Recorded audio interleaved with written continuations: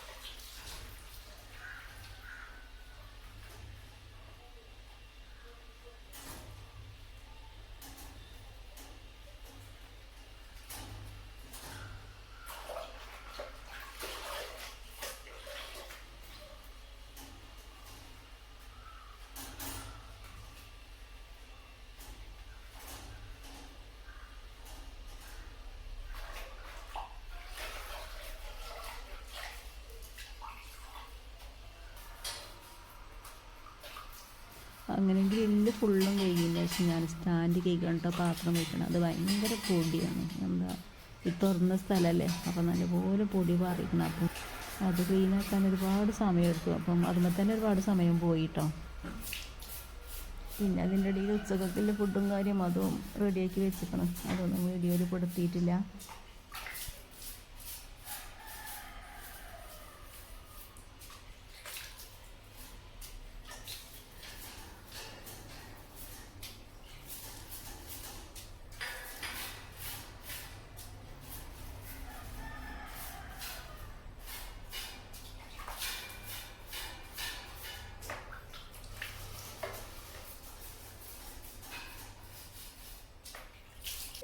അപ്പോൾ ഞാൻ എൻ്റെ ഇടയിൽ ഉച്ചക്കൊക്കെ ഫുഡും കാര്യമൊക്കെ റെഡിയാക്കി വെച്ചിരുന്നു. അപ്പോൾ എന്താന്ന് ഉച്ചക്കത്തെ സ്പെഷ്യൽ എന്ന് ചോദിച്ചാൽ കുറച്ച് ചക്കക്കുരുവൊക്കെ ഉണ്ടായിന്. അപ്പം അത് തൊലിയൊക്കെ കളഞ്ഞ് റെഡിയാക്കി വെച്ചിന്. അപ്പോൾ ഞാൻ അതെടുത്ത് മാങ്ങ ഇല്ലാത്തതുകൊണ്ട് മാങ്ങ ഇട്ട് കറിക്കണമാണ് എനിക്ക് കൂടുതൽ ഇഷ്ടം കേട്ടോ. അപ്പോൾ മാങ്ങ ഉണ്ടായില്ല.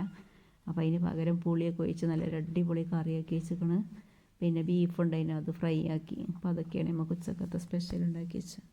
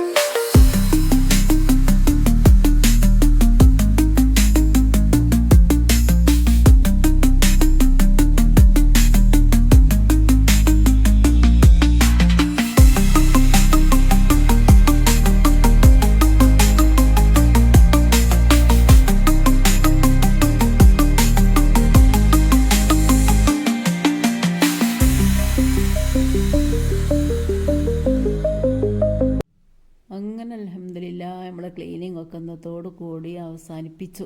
ഇൻഷാ അല്ലാ ഇനി മുകളത്തെ 3-4 ജനലും കൂടെ ഉണ്ട്, 4-5 ഉണ്ട് കേട്ടോ.